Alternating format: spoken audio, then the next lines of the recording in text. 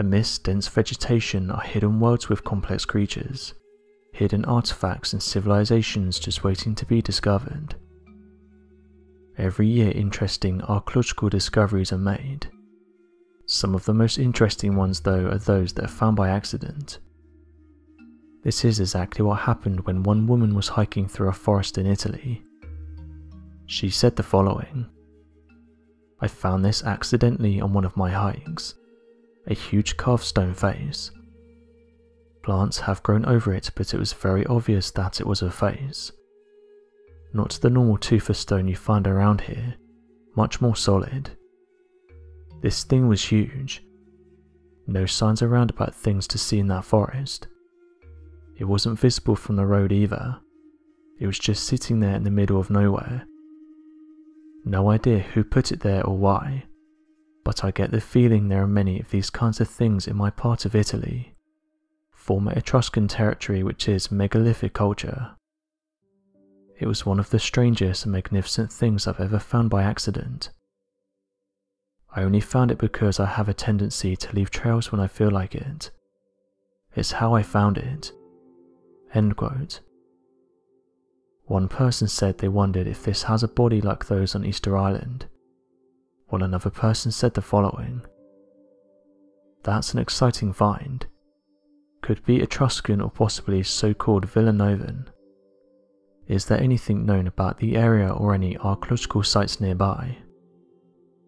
She replied with the following: "Many, but only the most impressive ones get any attention.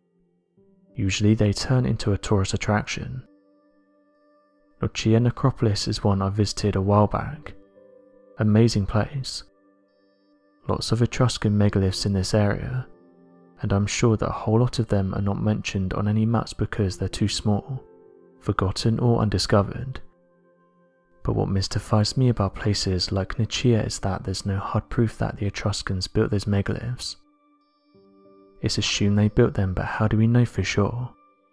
For all anyone really knows, they just found them too and decided to use them." End quote.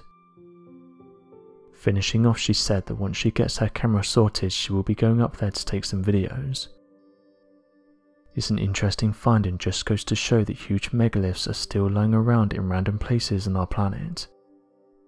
It's incredible to think that something of this size would be lying off a trail, untouched by humans and covered in trees, branches and moss. We are so advanced, yet it shows us that incredible discoveries are still waiting to be uncovered, and some of them are on our doorstep. This find reminded some of the large stone heads that were found in Guatemala. Found amidst the jungles of Guatemala are that of massive stone heads carved with intricate details, and facial features known as the Olmec colossal heads. These heads appear to be quite an anomaly for researchers, as not only are their massive sizes source of stone materials and methods of construction part of a huge mystery, but it also appears that not much is known about the ancient Olmec tribes that created these pieces. Additionally, researchers have found a total of 18 large stone head monuments, each one measuring to be roughly 3 meters in height, 3 meters in width and more than 40,000 pounds in weight, weighing roughly 20 tons each. The story of the stone head found in the deep jungles of Guatemala is an interesting one. Its incredible design shows a large head, a large nose and its head pointing towards the sky. Once news broke that the artifact had been discovered, people couldn't wait to find out more about it, its origins and what exactly it was depicting. Shortly after its discovery, photographs were taken during the 1950s, with the owner of the land coming forward and not giving much information away, saying that it was found somewhere deep in the jungles of Guatemala. Before more studies could be conducted by researchers that would potentially tell us who built it and what it was depicting, it was announced that it had been pulled down and destroyed by revolutionaries. Run-ins with the locals and others was an issue that the archaeologists had to face, but they said that once they reached there it had been taken down. Estimations were given and it was reported that the head when standing would have been around 4 to 6 meters. Sadly though, this is just one example where history has been lost due to the actions of humans. It's sad to think that it survived all this time, but was destroyed in the modern day by us humans. It appears that the stone heads are impossible to accurately date, and can only be measured by looking at the time in which the large stones were buried to predict the time of their creation. The accepted information from researchers is that the heads were buried during 900 BC, but could predate this time by more than several hundred years in creation. Despite the lack of scientific proof as to this age, researchers have characterized the heads as having come from the pre-classic period of the Mesoamerican chronology, dating somewhere close to 1500 to 1000 BC. When it comes to the characteristics and features of the stone megaliths, this has become an even more pressing issue for researchers, as there is no perfectly held consensus on the theories surrounding what or who the heads could have helped to represent. Given the fact that all the heads seem to possess helmets that seem to look similar to ancient protection gear, many researchers have put forward the theory that the heads are the recreations of popular ball players, and these would have been around during the pre-classic period.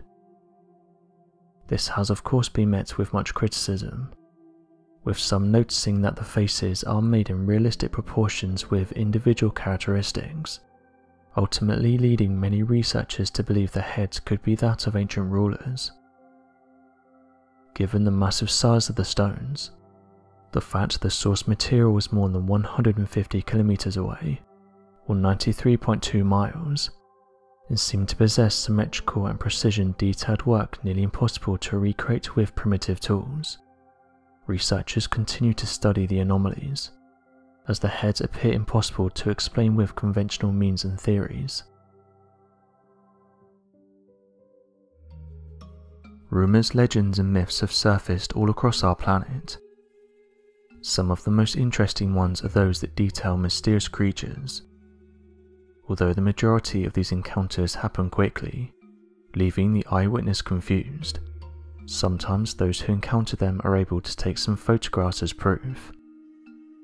One interesting one that confuses many people today is that of the Yaoi of Australia.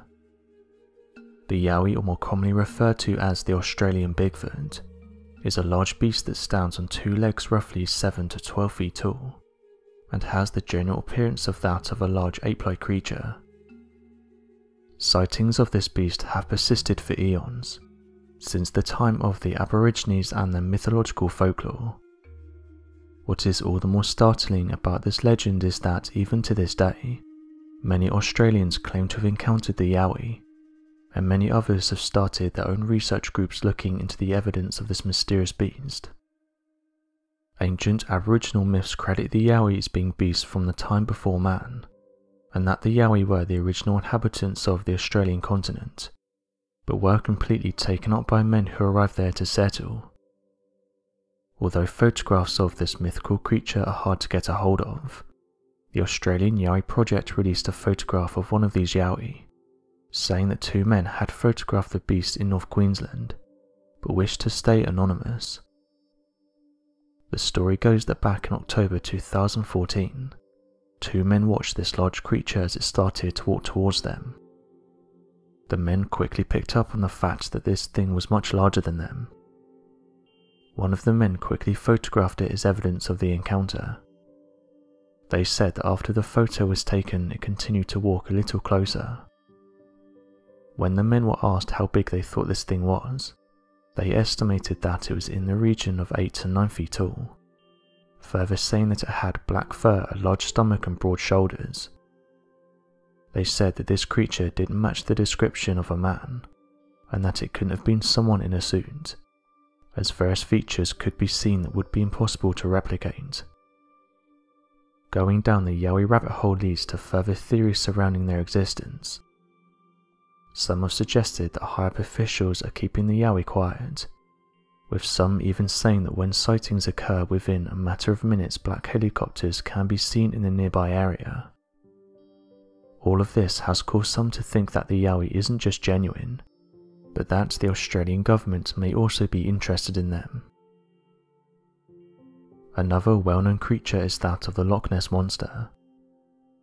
The first mention of a submerged water beast residing within the area comes from the ancient Pictish carvings, made by the Pictish people native to the region, that are dated to have been created as early as 500 AD. Many researchers who have looked into the Loch Ness Monster have claimed the water beast carvings to be evidence of the monster, as some of the designs show what appears to be a large serpent-like creature. The Pictish water beast carvings are known to account for 40% of all Pictish carvings, signifying great importance or emotion surrounding the existence of the creature residing within the area of Loch Ness. The first recorded direct encounter with a water beast entity residing within Loch Ness is that of the account of St. Columba. St. Columba describes scaring off the water beast while visiting the river Ness. As a man was being buried by the river, the water beast attacked the man. Thereafter the saint scared the water beast down the river. Since this time there's been numerous encounters with the Loch Ness Monster. One of the most recent ones was by a woman in the USA who saw the creature while using Google Earth. She said the following: "I have been searching for Nessie on and off for the past few weeks, spending an hour or so a week on Google Earth. I've seen some of the latest Nessie sightings, and thought that I can definitely find a better image of her than that. I dropped my daughter off to school and began searching for Nessie, when I noticed a cluster of pictures taken by an underwater Earth contributor, all in one area near the Loch Ness Highland Resort in Fort Augustus. I noticed what I believe may have been the creature known as Nessie, or at the very least what makes up for most of the accounts of Nessie sightings that residents and tourists are seeing and reporting. It looks like the inner part of the neck, and at the top there is a glare on the right side of what appears to be her head, but on the left side there looks to be a partial lining of the mouth." End quote.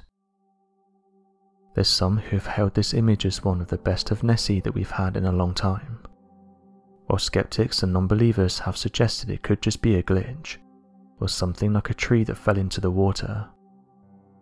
Regardless, the search for Nessie goes on. Another mysterious ocean creature said to have been seen by various fishermen is that of the ningen.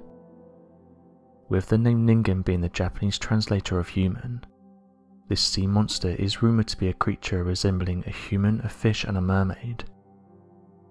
At an alleged 20 to 30 meters long, the ningen is said to be the size of a whale.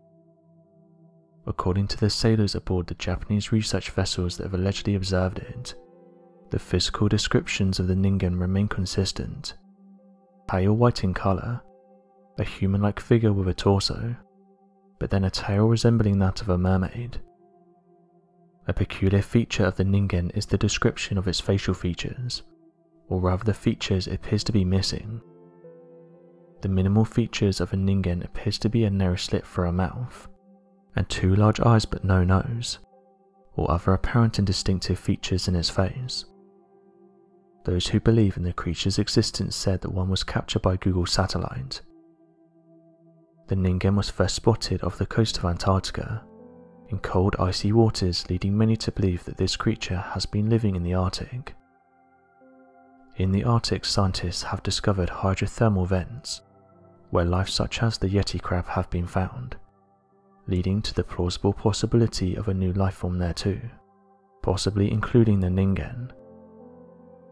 Adding to the suspicious nature of the bizarre creature, this sea monster is reported to have been seen more often at night than during the day. The sailors who first reported seeing the ningen initially thought they saw a submarine, though upon closer inspection it became clear that they were looking at a living creature. Some have even said that the Japanese government has got involved, and told those who have seen the creatures to keep quiet. Scientists have just announced that they may have finally made a complete digital model for the mysterious Antikythera mechanism, which is hailed by many researchers as being the world's first computer. Although scientists have known about this device for years, they were never able to replicate the mechanism, answer certain questions about how it was used or what drove the device, and couldn't really reveal much about how it was created. but researchers based at the University of London have said they've finally been able to fully recreate the design. Retrieved from a shipwreck back in May of 1902 off the coast of the Greek island of Antikythera, after which the machine has been named after, the Antikythera mechanism has put historians and archaeologists in a tight spot, after engineers analysed the machine and realised what it was designed for and its overall purpose. The mechanism itself appears to be an early type of analog computer, and was built to be so precise and accurate that it could predict astronomical positions, eclipses, the 4-year cycle of the athletic games, the cycle of the ancient Olympic Games and other important events decades in advance. After intensive carbon dating, it was found that the Antikythera machine was created by Greek scientists between 150 and 100 BC, eons ahead of previously known knowledge about the extensive intelligence and craftsmanship of the ancient Greek civilization. This meant that the device seemed to have held advanced information that archaeologists, historians and other experts did not believe existed for another few centuries. Many have begun to speculate that perhaps our early ancestors were far more capable than we may have ever realised, and that perhaps their technology was much more advanced than we could have ever have known. This has only worked to challenge modern theories of ancient civilizations, and has led some theorists to believe that perhaps there were more analog computer devices around the same time. Although many treasures had been excavated from the seafloor during an expedition in 1976, underwater explorers who conducted the more recent expedition noticed several features around the site that might indicate that even more treasures still remained buried out of sight, that lead explorers to continue to excavate and test the sites, and this was worth doing as their suspicions and patience paid off.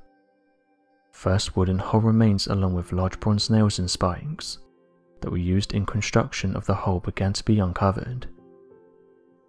The researchers at the University of London have said they're going to put their creation to the test and see if the copied design works. One of the researchers who worked on the project said the following: "Our work reveals the Antikythera mechanism as a beautiful conception, translated by superb engineering into a device of genius. It challenges all our preconceptions about the technological capabilities of the ancient Greeks." End quote. The main reason for the researchers recreating the device is because there's still many unanswered questions, with them saying it just goes to show how ahead this is, because it's taken them a long time to get to this point, and yet we still have many questions. Another researcher said the following: "The distance between this device's complexity and others made at the same time is infinite. Frankly, there's nothing like it that's ever been found. It's out of this world. What is it doing on that ship? We only found 1/3. Where are the other 2/3? Have they corroded away? Did it ever work?" These are questions that we can only really answer through experimental archaeology. It's like answering how they built Stonehenge. Let's get 200 people with some rope and a big stone and try to pull it across Salisbury Plain. That's a bit like what we're trying to do. There's no evidence that the ancient Greeks were able to build something like this. It really is a mystery. The only way to test if they could is try to build it the ancient Greek way, and there's also a lot of debate about who it was for and who built it. A lot of people say it was Archimedes. He lived around the same time it was constructed, and no one else had the same level of engineering ability that he did. It was also a Roman shipwreck. Archimedes was taken out by Romans." End quote. Although researchers are closer to recreating this incredible device, we are still no closer to understanding how they built it. Interestingly, this isn't the first time that Archimedes' name has popped up when talking about advanced creations. One of his best inventions was the mythical heat ray that was used by Archimedes to fight back an entire army. According to the legend, back in 212 BC, inventor and philosopher Archimedes was at the shore of a massive siege between his own people and a number of Roman warships during the siege of Syracuse. Made entirely aware that his people were both outnumbered and outmatched, Archimedes began constructing what was referred to as a burning glass that would be able to burn the Roman warships and protect his people. A number of the legends and different variations exist that claims he used one large mirror to reflect the direct sunlight, whereas others claim he used the shields of 70 soldiers to redirect the light at the warships to catch them on fire. This legend has often been challenged by a number of researchers, claiming that such a story is completely fabricated, and that the physics of the encounter doesn't seem to add up. This led to the TV show Mythbusters attempting to recreate the event, only to find that they were unable to ignite a model ship. Regardless of these finds, many still believe the event had occurred at one time, given the fact that the legend has been recorded by both Greek and Roman historians, and after discoveries such as the Antikythera mechanism, it does make you question how many other inventions have been lost to time. So what do you make of the Antikythera mechanism, and how was an ancient civilization able to build such a complex device? Be sure to leave your questions and answers in the comment section below, and help us to grow this community while working to solve these unexplained mysteries. Thank you for watching, and don't forget to subscribe for more videos.